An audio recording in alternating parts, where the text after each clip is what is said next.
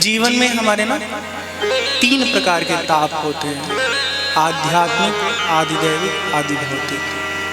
इन तीनों तापों का परमात्मा सदा सदा के लिए नाश करते हैं, पर शर्त यह है कि हम सब परमात्मा के आश्रय में हों।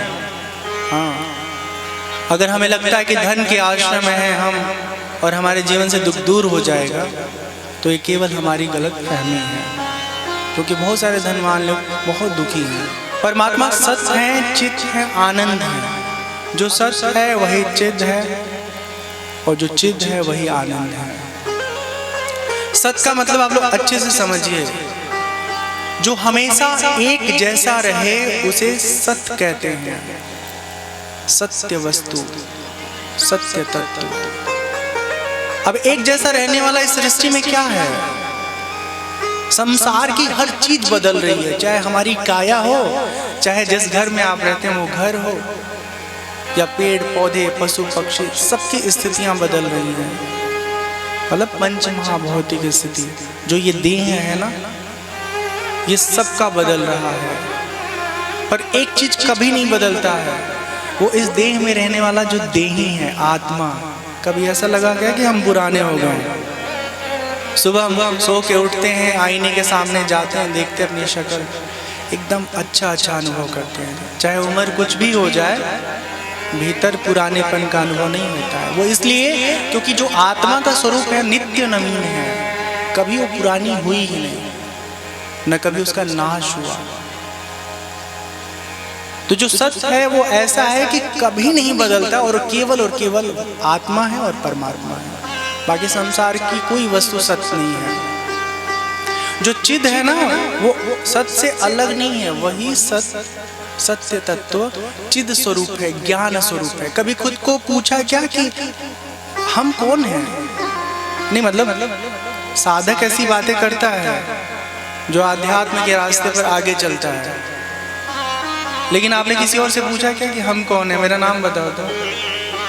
कमरे में रोशनी नहीं है, फिर भी कोई पूछेगा अरे तुम हो कि नहीं हो, तो हाँ मैं हूँ, दूर रहना नहीं तो लड़ जाएंगे आपस में।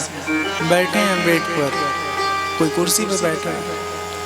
तो हमको खुद को ज्ञान मिलता है, हम खुद से खुद को जानते हैं। खुद को जानने के लिए ना किसी संसाधन की, प्रकाश की आवश्यकता नहीं है। आंख बंद करें हैं तो भी हम खुद को जान रहे होते हैं।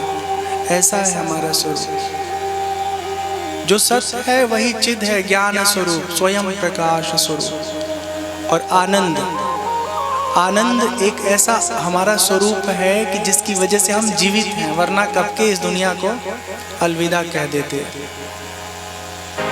आरंभ काल में लगता है कि हम चीजों का सेवन करते हैं इसलिए हमको सुख मिलता है, आनंद मिलता है, लेकिन वो विषय जन्य सुख होता है। असल में हमारे मन के अंदर बहुत सारे विचार जो उठते हैं ना, हमारी कामनाएं जो हमको परेशान करती हैं, जगत के वस्तु केवल उस कामना के पूर्ण होने पर ना एक पर्टिकुलर जो विचार था, खास विचार, वो खत्म हो जाता है और दूसरा विचार जो है उठा नहीं होता है।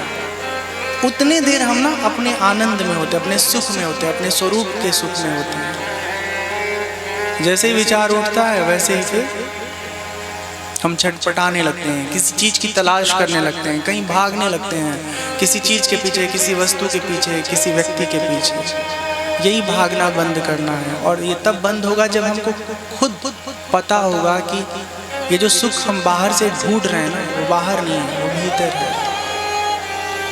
तो ऐसे हैं परमात्मा, सच्चिद आनंद स्वरूप है। बोलिए श्री कृष्ण चंद्र भगवान की जय। और ऐसी ही हमारी आत्मा भी है। हाँ? कहते ना हम ईश्वर के अंश हैं। तो अब नदी के विशाल जल राशि से अगर आपने गंगा जी अपने घर में 1 लीटर के डब्बे में लाया है, तो क्या वो अलग है? नहीं अलग है।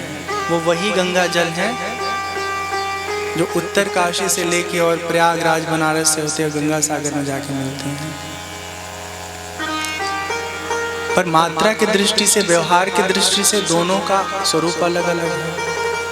एक गंगा जल जो हमारे घर में है 1 लीटर, 2 लीटर, 10 लीटर, उनसे हम शुद्धता का अनुभव करते हैं। और दूसरा जो गंगा जल जी का स्वरूप है, उससे आधुनिक जीवन शैली में बिजली भी बना रहे हैं, रोशनी अपने घरों में कर रहे हैं। लेकिन 1 लीटर वाले से ना रोशनी नहीं उत्पन्न होगी। पर इस वक्त इस बात को समझने के साथ साथ ये भी समझना है कि वो गंगा जल जी दोनों गंगा जल ही हैं।